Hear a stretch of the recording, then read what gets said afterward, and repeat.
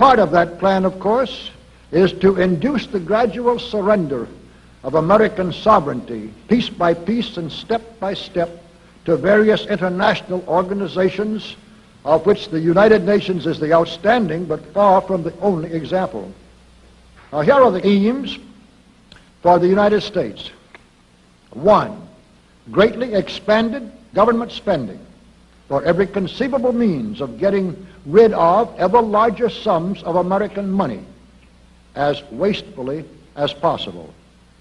2, higher and then much higher taxes. 3, an increasingly unbalanced budget despite the higher taxes. 4, wild inflation of our currency.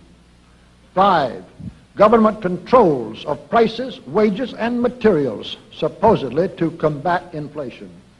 6, greatly increased socialistic controls over every operation of our economy and every activity of our daily lives.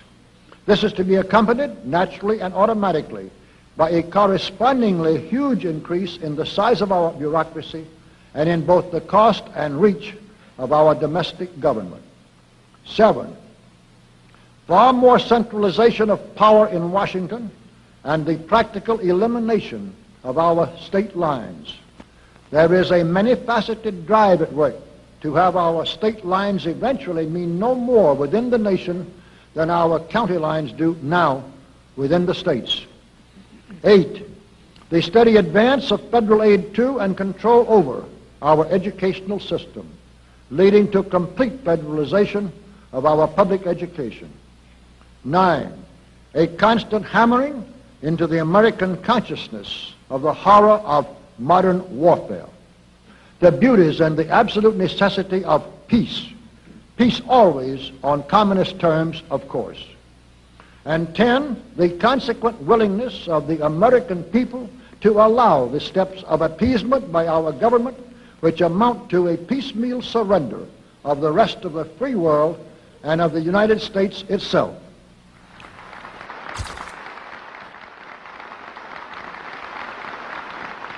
So brush the insider's dust out of your eyes, my friends, and the communist soap suds out of your brain, and ask yourselves in all honesty, what on earth is wrong with the United States simply minding its own business?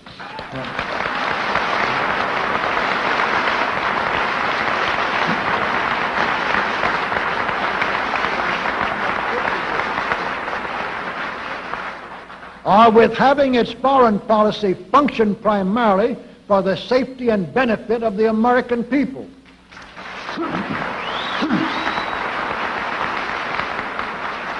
Which is exactly what we had done for the first 140 years of our existence as a nation, to the incredible advantage of ourselves and everybody else.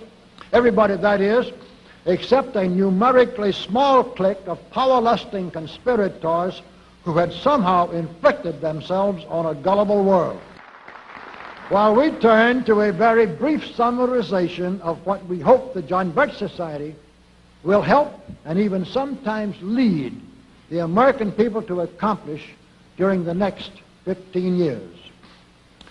1, our first and most important specific undertaking should be to restore the complete independence of the United States.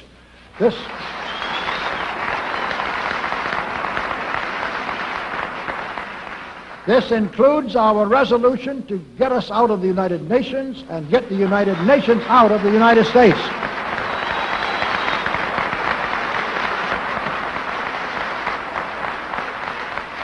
Two, we must once again make our money freely redeemable in gold at some realistic price.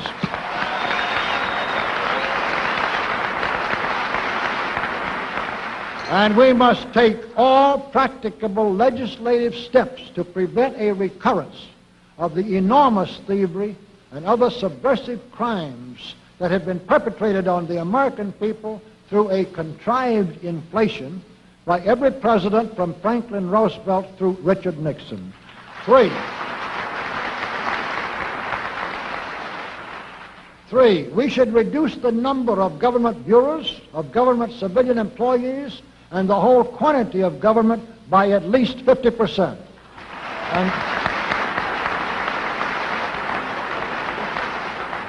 And we should achieve at least this much reduction in proper fashion through gradually convincing a majority of the American people of the wisdom of such a course.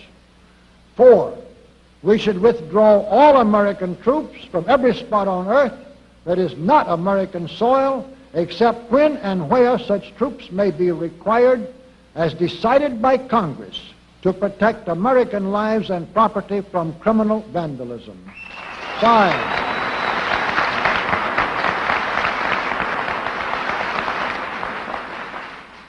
5, we should get government out of the areas and functions and activities where government does not belong. Again, all steps to this end should be taken gradually, but nevertheless just as rapidly as enough of the American people can be persuaded to support such progress. Any such achievement will require a truly massive educational force, but that's exactly what we hope to build during the next 15 years. We could go ahead for at least 100 numbered items, but the John Birch Society will undoubtedly be working on more than that many specific projects, which will be laid out in its bulletins before another 180 months will have rolled around.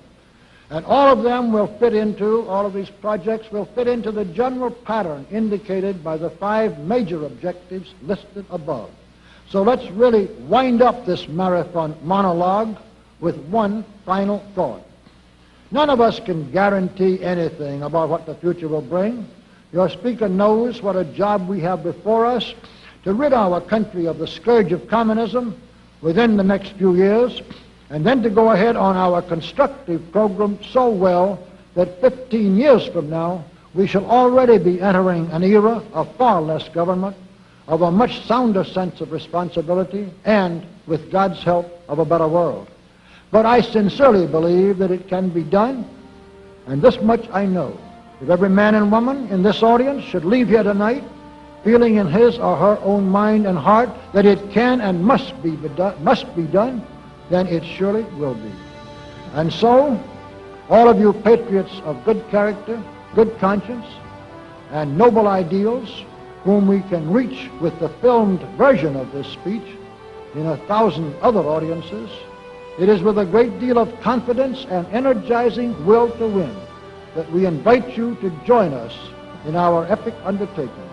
While to all of you great, wonderful friends in this present audience, I certainly extend my very deep thanks indeed for so much patience and attention. Thank you and good night.